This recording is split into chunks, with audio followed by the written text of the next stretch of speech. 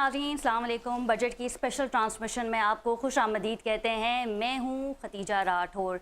सबसे पहले तो बात ये हो रही थी कि कब बजट पेश किया जाएगा। पहले तारीख आई कि 5 जून को, फिर 8, और अब ये बताया जा रहा है कि जुम्मे को जो है वफाकी हुकूमत माली साल का बजट पेश कर देगी। लेकिन ऐसा मुमकिन नहीं है कि ये बजट IMF से अप्रूव ना हो। इस वक्त पाकिस्तान का जो कर्जा है वो 80,000 अरब रुपए है, और सवाल ये भी होता है कि आखिर ये अमाउंट कहाँ लगाई गई। वो कौन से बड़े प्रोजेक्ट्स थे जो पाकिस्तान ने इस वक्त डिलीवर किए हैं और अवाम को कितना रिलीफ दिया। और ख़ास ये बात भी हो रही है कि जो तनख्वाहदार तबका है उसे इस बजट में कितना रिलीफ मिलेगा। IMF के प्रोग्राम के बगैर जो है यकीनी तौर पे बजट मंजूर नहीं हो सकता था। और फिर साथ ही हमने ये भी देखा कि वफाक ने सूबों से डिमांड की कि वो 1200 अरब रुपए, फिर एक खबर आई कि 1700 अरब रुपए की कटौती करके अपने अपने सूबों से वफाक को दें। और अब ये जो इंडिया बताया जा रहा है, फैसला किया गया कि 920 अरब रुपए सूबे वफाक को देंगे। मरीम नवाज साहिबा भतीजी हैं, तो शहबाज शरीफ साहब को सबसे ज्यादा अपने सूबे से ये अमाउंट डिलीवर कर दी जाएगी। और साथ ही दूसरे नंबर पे फिर सिंध है, फिर KP है, जबकि बलूचिस्तान से कटौती नहीं होगी। बजट से जो है वो कटौती नहीं होगी। इसमें मजीद बात करेंगे। हमारे साथ मौजूद है बिलाल एहसन साहब, कड़ी नजर रखते हैं पाकिस्तान की मईशत पे, और इनके हमरा हैं सीनियर तज्जियाकार यासिर हुसैन। आप दोनों को प्रोग्राम में वेलकम करते हैं। सबसे पहले रुख कर लेते हैं बिलाल एहसन साहब का। बिलाल साहब, सूबों से कटौती की जा रही है तरक्याती कामों में, और मरीम नवाज साहिबा क्योंकि भतीजी भी हैं तो उन्होंने कहा ठीक है जी, हम सबसे ज़्यादा जो है वो कटौती करके वफाक को ये बजट दे देते हैं। लेकिन सवाल ये है कि आखिर ये बजट, ये पैसा वफाक कहाँ लगाएगी। देखिए जी, बहुत शुक्रिया कि आपने मुझे मौका दिया। बात सबसे बड़ी बात ये है कि 1700 अरब रुपए वफाक ने सूबों से मांगा था कि दिफा के लिए, चूंकि पूरे पाकिस्तान के अंदर सूबे भी शामिल हैं, तो उनके भी दफा होते हैं। मई में हमने देखा कि मुख्तलिफ जो सूबों में, शहरों में हमले हुए, तो पाक फौज ने उसका कामयाबी से दफा भी किया। अब बात यह है कि 1700 रुपए मांगे थे, लेकिन उसके बाद जाकर NSA अवार्ड से कटौती करने के बाद तकरीबन 1000 अरब रुपए की वादे किए गए, जिसमें कि पंजाब ने तो एग्री कर लिया। पंजाब ने एग्री कर लिया, सिंध ने अभी तक एग्री किया है नहीं किया, या कितने देगी ये नहीं पता, बलूचिस्तान कितना देगा या सरक किया। इसलिए KP तो वैसे ही पहले से सोहेल अफरीदी साहब जो ये क्लेम करते हैं कि NSA अवार्ड के तहत जो है उनके हजारों अरब रुपए जो है उनके वफाक की जानिब से निकलते हैं। चलिए जी, ये अब तक कहानी है। आपने जो पूछा कि ये पैसे कहाँ जाते हैं, अब आप ये देखें कि सबसे बड़ी बात, कल जो कौमी इक़्तिसादी कौंसिल का इजलास हुआ, उस इजलास के अंदर 1046 अरब रुपए की कटौती की गई है कौमी तरक्याती प्रोग्राम से। अच्छा, 800 अरब रुपए की बचत की गई है, और बचत ये कहाँ इस्तेमाल होगी कोई नहीं जानता। अब ये 800 रुपए की बचत कहाँ इस्तेमाल होगी कोई नहीं जानता। इसी तरह आपके सवाल का यही जवाब है कि आपने कहा कि पाकिस्तान ने 80,000 अरब रुपए जो है वो कर्ज है उसके ऊपर, तो सवाल है कि अवाम भी यही पूछते हैं, अवाम भी यही पूछते हैं कि इतने सारे पैसे जो लिए गए हर दौरे हुकूमत में, तो वो पैसे कहाँ गए। आज भी हम 1-1 अरब डॉलर के लिए मुख्तलिफ ममालिक में हमारे prime minister, field marshal Asim Munir जाते हैं और उनसे रिक्वेस्ट करते हैं कि हमें आपकी इमदाद चाहिए, जिसपे कि प्राइम मिनिस्टर ने ये बात भी कहा, अब मुझे शर्म आती है कि मैं भीख मांगने के लिए जाता हूँ। तो बात यह है कि इस सवाल का जवाब तो मेरा अपना जाती राय है कि ना आवाम के पास है, ना हमारे पास है, और शायद कि हुकूमत के आलादारों के पास हो, लेकिन आई डोंट नो कि कहाँ गए। लेकिन इतना पता है हमें कि पाकिस्तान की अपनी जो गुर्बत है, वो गुर्बत की लकीर, जैसे कि आज देखें कि ये आई, मैं आपको बता दूं कि ज़री शोबे में तो सारी चीजें जो आपने कोई भी अहदाफ पूरे नहीं किए, ज़री शोबे में नहीं किए। आप ये देखें कि गुर्बत में जो है 7.8% आपकी इजाफा हो गया है गुर्बत की शरह में। अब आप मुझे बताइए कि जब गुर्बत की शरह में इजाफा हो रहा है, तो फिर आपका जो कौमी आमदनी है, आपका जो 5 लाख रुपए, यानी कि आप ये समझिए कि $1000 से भी कुछ ज्यादा है, जिसमें कि आपका एक पर्सन की अपनी कुल जो औसत आमदनी होती है। तो बात यह है कि हम तो तरक्की तो नहीं कर रहे हैं, इतने सारे कर्ज लेने के बावजूद हम जो है बिल्कुल ठीक है। बिलाल साहब, फरहान नसीम ने हमें ज्वाइन किया है, साबिक सदर हैं फैसलाबाद चैम्बर के। बहुत शुक्रिया फरहान साहब आपके वक्त का। फरहान साहब, आपको हमारी आवाज मौसूल हो रही?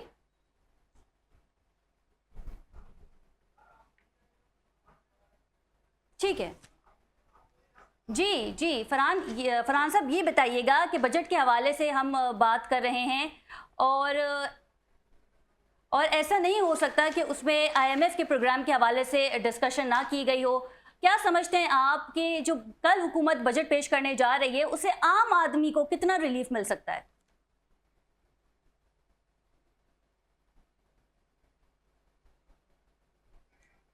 ठीक है, यही क्वेश्चन जो है वो हम यासिर से भी करेंगे, क्योंकि इससे पहले भी जो है वो ट्रांसमिशन जारी थी यासिर, तो इसके ऊपर ज़रूर बात की गई होगी। लेकिन आपसे इस पे दोबारा भी कमेंट ले लेते हैं कि आम आदमी को आप क्या समझते हैं, कितना रिलीफ मिलेगा? मैं बताता हूँ आपको। अभी आपने कुछ देर पहले जो डिस्कशन जारी थी, मैं उसमें थोड़ा सा एक और चीज़ ऐड ऑन कर देता हूँ। आपने ये सवाल किया कि ये जो हमारे जो फंड्स आते हैं, हमारे जो जितने भी पैसे गवर्नमेंट की किटी में आते हैं, ये जाते किधर हैं? देखिए, हमारा सबसे बड़ा जो एक्सपेंडिचर है वो है डेट रीपेमेंट का। डेट रीपेमेंट एक सबसे बड़ा हमारा इशू है जिसको हमें सेटल करना होता है, और उसके ऊपर इंटरेस्ट पेमेंट होती है, जिसमें फेडरेशन के पास सबसे ज़्यादा उसको कैश कंस्ट्रेंट इस वजह से है कि वहाँ पर पैसे देने के लिए नहीं होते। उसके लिए हमें तजर्बे करने पड़ते हैं, हमें एडिशनल लेवीज लगानी पड़ती हैं, जो कि सूबाई हुकूमत को इससे कोई फ़ायदा नहीं होता, वफाक को इससे फ़ायदा होता है। 8,000 अरब रुपए आपने एक्स्ट्रा देके उन्होंने इससे जनरेट कर लिए। समझ में ये आता है कि फेडरेशन के पास जब पैसे नहीं होते और जो डिविजिबल पूल उन्होंने बनाया है उसका मकसद ही यही है कि सारे फंड जो है वो 18वीं आईनी तरमीम के तहत जो सूबों तक चले जाते हैं। अब अगर ये सिचुएशन रहेगी, 3 अखराजात जो बड़े हैं उसकी आपने निशानदेही की। सबसे पहले तो आपकी जो डेट रीपेमेंट्स हैं, ये सबसे बड़ा इशू है। सेकेंडली, आपका जो सबसे बड़ा एक्सपेंडिचर है वो है आपके ये जो शाही जो अल्ले तल्ले हैं, ये जो बड़ी बड़ी इंस्टीट्यूशन में बैठे हुए लोग हैं, इनकी तनख्वाहें हैं, इनकी मरातें हैं, इनके TADAs हैं, इनके जो अलाउंसेस हैं, इनको फ्री बिजली है और इनको बहुत सारे पर्क्स और प्रिविलेजेस हैं जिसको ये एंजॉय करते हैं। हाफ ऑफ योर GDP इसके ऊपर आपकी स्पेंडिंग होती है। थर्डली, आपका डिफेंस का बजट है जिसको आपको ना चाहते हुए एक्सपेंड करना पड़ेगा।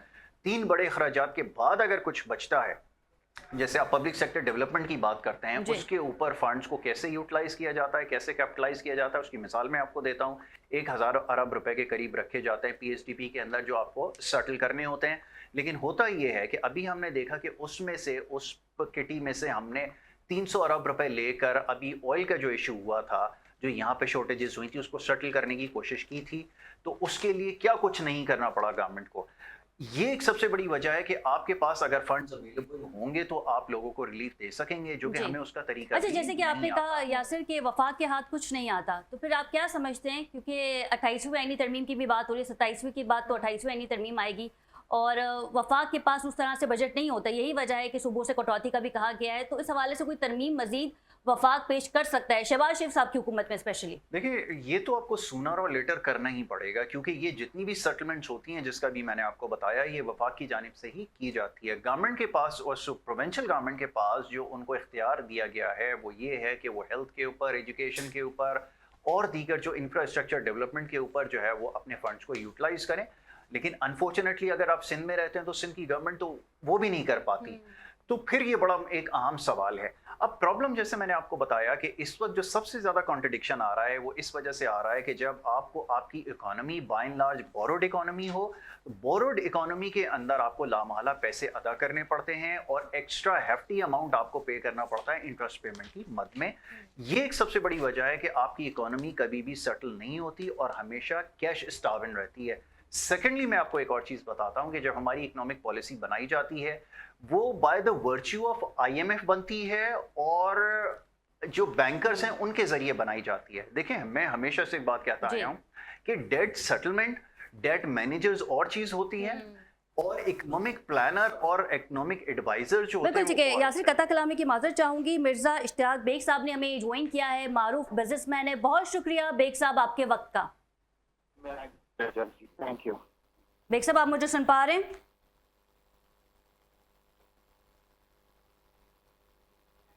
बेग साहब हमारे साथ मौजूद हैं? ठीक है यासिर जी, मैं इसको थोड़ा सा और कैरी ऑन करता हूँ। अभी जैसे मैंने आपको बताया कि ये सबसे बड़ा कॉन्ट्रडिक्शन है, जब गवर्नमेंट की किटी में पैसे नहीं होते तो ये सारी चीज़ों को एग्जीक्यूट नहीं कर पाती। अब सबसे बड़ा प्रॉब्लम ये है कि आपने बहुत ज़्यादा फंड जो है वो एक्सेसिव अमाउंट ऑफ फंड जो है वो आपने जो है वो एलोकेट कर दिए हैं प्रोविंसेस को। नतीजा ये निकलता है कि जब फेडरेशन को कोई काम पड़ता है या अभी आप एक्स्ट्राऑर्डिनरी सिचुएशन इमर्ज हो गई है जिसके अंदर आपकी सीरियस थ्रेट है, ईस्टर्न साइड पे, वेस्टर्न साइड के ऊपर आपको सीरियस थ्रेट है और ओवरऑल आपकी जो जियोपॉलिटिकल सिचुएशन है बहुत ज़्यादा क्रिटिकल हो गई है, तो आपको लामहला अपना डिफेंस बजट उसको एक्सपेंड करना पड़ेगा। और जब ऐसा करना पड़ेगा तो आपके पास अवेलेबल फंड्स नहीं है, रिसोर्सेज आपके पास नहीं है, डिप्लीट हो रहे हैं बहुत तेज़ी से। ये एक बड़ी वजह है जिसकी वजह से आपको ये बोल्ड स्टेप लेना पड़ेगा। और यहाँ पर तो सिचुएशन ये है कि जैसे आप पंजाब में अगर किसी से पूछेंगे तो वो ये समझ सकेगा कि उनके पास जो अवेलेबल फंड्स हैं उसकी यूटिलाइजेशन कहाँ हो रही है। मगर सिंध के अंदर जैसे मैंने कहा कि यहाँ पर इससे पहले ना कोई अकाउंटेबिलिटी हुई है, ना फंड्स की यूटिलाइजेशन का कोई हमारे पास कोई स्ट्रक्चर मौजूद है, ना हमारे पास उसकी कोई ऑडिट रिपोर्ट है। ठीक है, या फिर बिलाल साहब आपकी तरफ आना चाहूंगी। अच्छा जी, कैसे ले रहे हैं? बिल्कुल, इश्तियाक बेग साहब हमारे साथ मौजूद हैं, मारूफ बिजनेसमैन है। बहुत शुक्रिया बेग साहब आपके वक्त का। माय प्लेजर जी, थैंक यू। बेग साहब ये बताइएगा कि पाकिस्तान इस वक्त IMF के प्रोग्राम में है, क्या पॉलिसी अपनाई जा सकती है ताकि IMF की जानिब से जो है वो आम आदमी को रिलीफ दिया जाए, स्पेशली जो मिडिल क्लास तबका है? देखिए, डेफिनेटली हम एक मुआहदे के अंदर हैं IMF के साथ, उनसे हमने कर्जा भी लिया हुआ है, तो डेफिनेटली जो भी बजट होता है उसके अंदर उनकी इंटेक शामिल होती हैं, क्योंकि जब आदमी कोई आपको लोन देता है या कर्जा देता है तो उसकी प्रायोरिटीज ये होती हैं कि वो किस तरह वो मुल्क उनको वापस लौटाएगा, और फिर वो अपनी शराइत भी रखते हैं।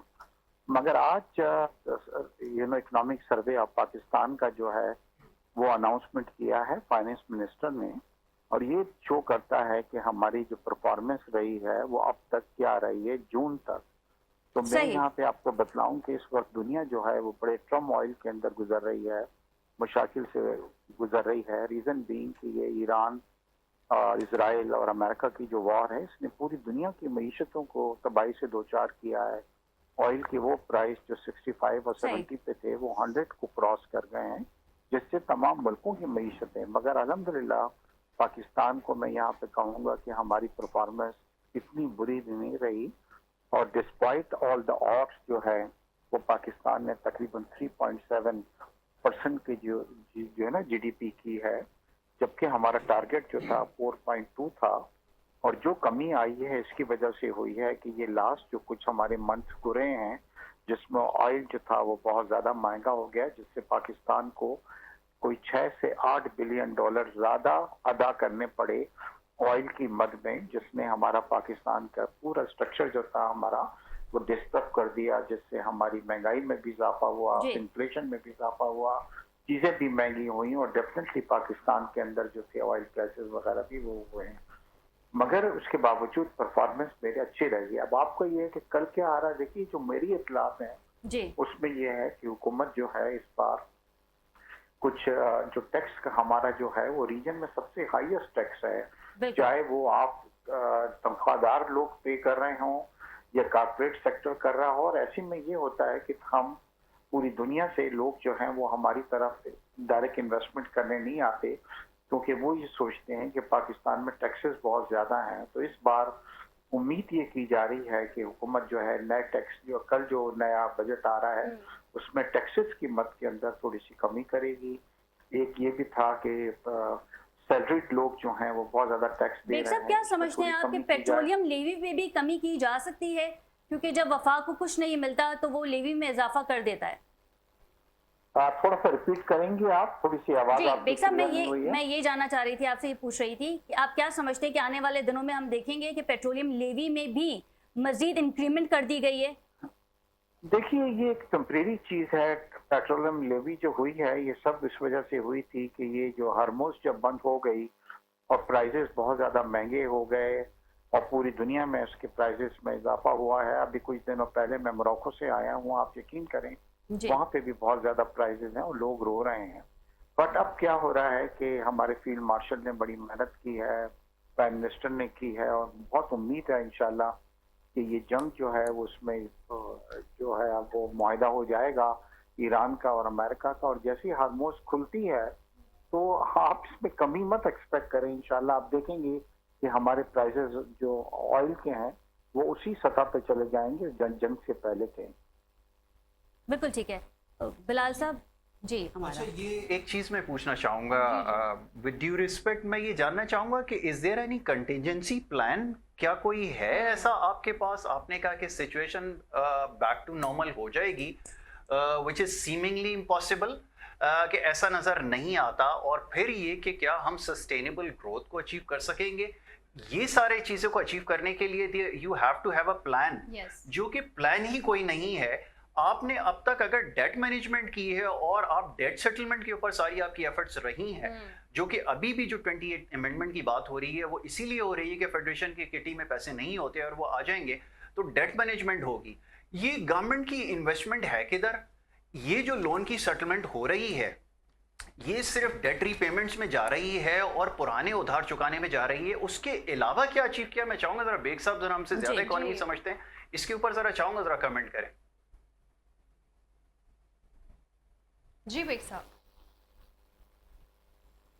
ठीक है, बेग साहब हमारे साथ मौजूद नहीं है जी, लेकिन बिलाल साहब आपकी तरफ आना चाहूंगी। जिस तरह हम बात कर रहे थे, खदीजा ने भी बात की हेलो। मॉनेटरी पॉलिसी के हवाले से। जी बेग साहब, आप हमें सुन पा रहे हैं? यासिर ने आपसे क्वेश्चन किया, उसका जवाब देंगे? चलिए आगे जाके बेग करेंगे। साहब से हमारा राब्ता मुनक़ता हो चुका है। बिलाल साहब से हम जानना चाहेंगे। बिलाल साहब, मॉनेटरी पॉलिसी की हम बात कर रहे थे, IMF प्रोग्राम की बात कर रहे थे। हुकूमत जब आई थी तो ये दावा किया गया था कि ये आखिरी IMF का प्रोग्राम होने वाला है। तो डू यू थिंक कि आने वाले 10 सालों में भी ये होता हुआ नजर आ रहा है? IMF के प्रोग्राम से आया हम बाहर आते हुए नजर आ रहे हैं या नहीं? बहुत माजरत के साथ, क्योंकि मेन स्ट्रीम मीडिया में बैठा हूँ जी सर। तो मुझे तो बहुत तहखा लगाने का दिल चाह रहा है लगाएं बहुत सर। तहखा लगाने का दिल चाह रहा है। और हमेशा हम ये कहते हैं ये साल का बेहतरीन लतीफ़ा है जोक ऑफ द कि ये आखिरी सेंचुरी है प्रोग्राम है। सर। ठीक है। आप यकीन कीजिए कि अभी जो यासिर बात कर रहे थे या बेग साहब कह रहे थे कि जंग की वजह से पेट्रोल की कीमत बढ़ गई, सब कुछ हो गया। मेरे ख्याल में अखबारात में भी आई और खबर में हमने देखा कि एक रात के अंदर जब 150 रुपए पेट्रोल की कीमत बढ़ी थी जी, उसके बाद फिर 46 रुपए बढ़ी। 72 बिलियन रुपीस का ऑयल मार्केटिंग कंपनीज को मुनाफा हुआ। ऑयल मार्केटिंग कंपनीज को 72 अरब रुपए का मुनाफा हुआ। अब आप मुझे बताइए, अभी आप जो क्वेश्चन कर रहे थे और यासिर साहब कह रहे थे, बहुत अच्छी बात की उन्होंने। सिंपल सी बात यह है कि हमारा सबसे बड़ा मसला है करप्शन। बिल्कुल।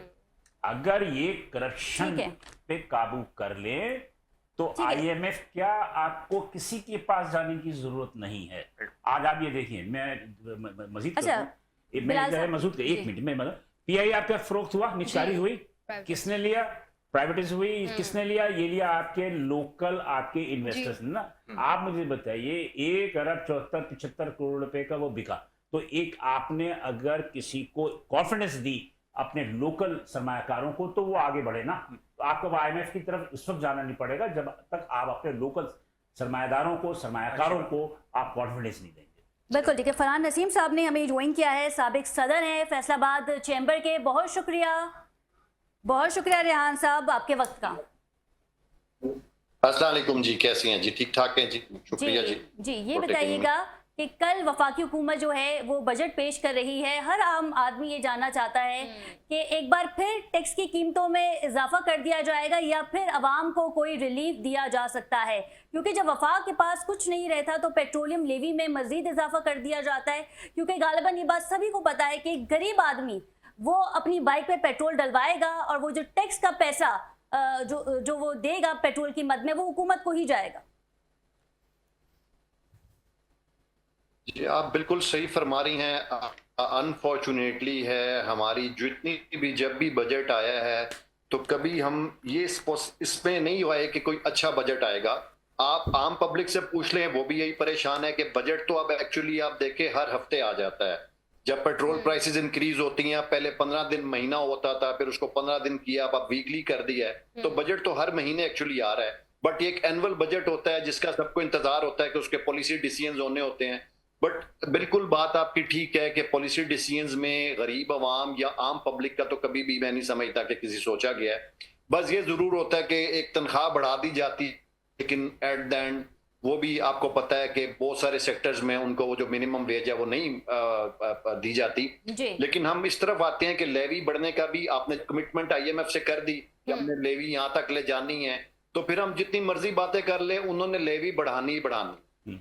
हम इन्होंने IMF से क्या कमिटमेंट्स किए हैं ये जब तक हमें ओपन अवाम को नहीं बताएंगे, हम हमेशा यही कहते रहे हैं हुकूमत पाकिस्तान से, जो भी हुकूमत आई है, कि आप पब्लिक को तो कॉन्फिडेंस में लें कि आप जो कर रहे हैं क्या उसका फायदा पब्लिक को हो रहा है, कि इंडस्ट्री को हो रहा है, ट्रेड को हो रहा है, या किसको हो रहा है। आज तक हम ये नहीं समझ पाए, लेकिन मैं समझता हूँ कि इस टाइम जिससे अभी बताया गया कि आइंदा कोई आने वाले दिनों में बजट के अंदर नजर आती है, अपना हदफ जो है वो पूरा नहीं कर पाती। कमी होगी, कमी होगी।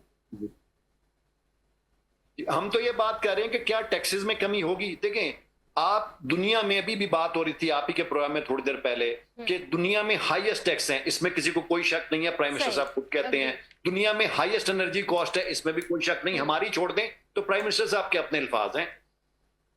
जब प्राइम मिनिस्टर साहब को पता है कि बिजली हाई है, एनर्जी हाई है, टैक्सेस का रेशो हाई है, तो पाकिस्तान में इंडस्ट्री कैसे चलेगी, पाकिस्तान में फर्दर बिजनेस इनहांस कैसे होगा, पाकिस्तान की एक्सपोर्ट की तो हम बात करते हैं बढ़ाने की, तो उसके लिए अमली इकदाम हमने अब तक क्या उठाए हैं वो जायद जब तक नजर नहीं आएंगे। उम्मीद हम हमेशा करते हैं, उम्मीद से दुनिया भी कायम है और उम्मीद से हम भी हमेशा रहते हैं कि आने वाले बजट में शायद कोई बात सुनी जाए। तो देखिए, पाकिस्तान को बने तकरीबन 70 साल हो गए, हम वहीं स्टैंड कर रहे हैं। हमारा क्या गरीब आदमी की कोई बेहतरी हुई? नहीं। गुर्बत की शरह 40% से ज्यादा बढ़ चुकी है। ये आपके ही सर्वे हैं, ठीक है। जी। आज हम एक अच्छी बात आज सर्वे में उन्होंने बताई कि आगे से हमारी चीजें बेहतरी की तरफ हैं, वेरी गुड पॉइंट। लेकिन क्या इसका ट्रिकल डाउन इफेक्ट भी आएगा, ये हमारा क्वेश्चन है जिसका हमें अभी तक जवाब नहीं मिल पाया। बिल्कुल रेहान साहब, हमने देखा कि कुछ सेक्टर्स में हम अहदाफ पूरे कर पाए हैं और काफी ज्यादा में हम नहीं कर पाए, तो क्या कल आने वाले बजट में आप ये कह सकते हैं कि हम कुछ मजीद सेक्टर में बेहतरी कर पाएंगे? देखिए, इस बार टारगेट था एक्सपोर्ट का $35 बिलियन, वी आर अराउंड 30-31। और टेक्सटाइल, चूंकि मेरा शहर फैसलाबाद हमेशा टेक्सटाइल का पायनियर है और टेक्सटाइल का मैनचेस्टर है, तो हमारी टेक्सटाइल की ओवरऑल एक्सपोर्ट में तो तकरीबन 5.8% की कमी आई है। मुझे समझ नहीं आई, वजीर खजाना साहब कहते हैं कि टेक्सटाइल में बेहतरी आई है, लेकिन 5.8% तकरीबन हमारी एक्सपोर्ट्स जो हैं अभी जो अगर हम लास्ट मंथ तक की बात करें तो ओवरऑल में कमी आई है। हालांकि हम एक्सपेक्ट करते, ठीक है, बहुत सारी रीजन बन गई हैं उसके अंदर, हम भी समझते हैं कि एक ये जो ईरान अमेरिका वॉर है इसकी वजह से फ्रेट्स के इशू हैं, दुनिया में एक इकोनॉमिक प्रॉब्लम आ गई है जिसकी वजह से हम, लेकिन चलें सस्टेन कर लिया। लेकिन बात यह है कि क्या हम ये 30-35 बिलियन डॉलर की एक्सपोर्ट से क्या इस मुल्क की तरक्की कर सकेंगे? हमने हमेशा ये बात की, जब तक आप एक्सपोर्ट के अंदर फैसिलिटेशन नहीं देंगे, एक्सपोर्ट को नहीं प्रायोरिटी देंगे, चाहे वो टेक्सटाइल की हो, चाहे वो वैल्यू एडेड फूड्स की हो, वो किसी भी किस्म की हो। आज आपके सामने इक्तिसादी सर्वे में भी बताया गया कि हमारी फूड की एक्सपोर्ट कम हो गई है। ठीक हो गया। रेहान साहब, आवाज आपको हमारी आ रही है सही? जी आ रही है जी। सर, गुजारिश ये है कि मैं फैसलाबाद को क्योंकि बड़ा हाई रेट करता हूँ, खासतौर पर टेक्सटाइल के हवाले से, जैसे भी आपने कहा, मैं ये चाहूँगा ज़रा इंडस्ट्रियल एक्सपेंशन के हवाले से बात हो ना, क्योंकि इतने अरसे से बिजनेस एस्टैब्लिश हो चुके हैं। मैं तो ये जानना चाहूँगा कि कितना बिजनेस एक्सपेंड हुआ है, क्योंकि जो हमें फाइनेंशियल कंस्ट्रेन है, जो हमारा बैंकिंग का सिस्टम है, जो हमारे इंटरेस्ट रेट हैं, उसको देखते हुए तो एक्सपेंशन मुमकिन नहीं है। तो मैं ये जरा जानना चाहूंगा क्या फैसलाबाद में कुछ ऐसा हुआ है कि जिससे इंडस्ट्रियल एक्सपेंशन हुई हो, नए इकोनॉमिक जोन्स जो हैं वो डेवलप हुए? अगर आप मैं इस पे, आपने वेरी गुड क्वेश्चन जी। हमारी ओवरऑल अगर बात करें तो सबसे ज्यादा प्रॉब्लम हमारी इस टाइम टेक्सटाइल स्पिनिंग यूनिट है। ऑलमोस्ट तकरीबन आप ये समझे कि 25%, मैं इसको बहुत लो करके बात करूं, मैं 40% पे नहीं जा रहा, 25% बंद हो चुके हैं। 15 से 20% जो हैं वो अपनी एक शिफ्ट पे चल रहे हैं, वो 3 शिफ्ट पे नहीं चल रहे। ये हो गई स्पेंडिंग की बात। आपकी जो वैल्यू एडिशन जिसके अंदर हम बात करते हैं, आपकी जो होम टेक्सटाइल की इंडस्ट्री है वो इस टाइम प्रॉब्लम में है। आपकी गारमेंट इंडस्ट्री में एक चांस आया था जो कि हमने, मैं कहता हूं शायद मिस कर दी, जब बांग्लादेश के अंदर टर्मोइल आया था तो हमने मार्केट शेयर हम वो नहीं ले पाए due to high energy cost, due to higher taxes. तो this is what where we have to work. दूसरी बात यह है कि आज भी पाकिस्तान में अगर हम चाहते हैं कि इन्वेस्टमेंट है, बड़ी अच्छी बात अभी भाई ने की थी थोड़ी देर पहले, कि जब तक आप अपने लोकल इन्वेस्टर को कॉन्फिडेंस नहीं देंगे तो फॉरेनर इन्वेस्टर कैसे आएगा। आपकी एफडीआई लोएस्ट लेवल पे है, ये भी हमें पता है, तो हमने इसको बढ़ाना कैसे है। क्वेश्चन तो ये है, जब तक आप स्टेक होल्डर के साथ बैठते हैं, बात करते हैं, लेकिन क्या उस पर इंप्लीमेंट करते हैं, ये क्यों नहीं होता, ये हमें आज तक समझ नहीं आई। कि जब बिजनेसमैन आपको बता रहा है, इंडस्ट्री आपको बता रहा है कि ये प्रॉब्लम जो, और आप उसको बात को अंडरस्टैंड भी करते हैं, मानते भी हैं, तो फिर उसको क्यों नहीं हम आईएमएफ से डिस्कस करते कि जब तक इंडस्ट्री नहीं चलेगी, जब तक ट्रेड बहुत ही वैलिड पॉइंट जो है वो रियान साहब ने जी। उठाया, लेकिन वक्त की कमी की वजह से जो है हम इसे मजीद डिस्कस नहीं कर सके। बहुत शुक्रिया बिलाल एहसन साहब, यासिर हमारे साथ मौजूद थे, मेरी को एंकर अमारा भी हमारे साथ मौजूद थी। बजट की ट्रांसमिशन से फिलहाल इतना ही, हमें इजाज़त दीजिए, अल्लाह हाफ़िज़।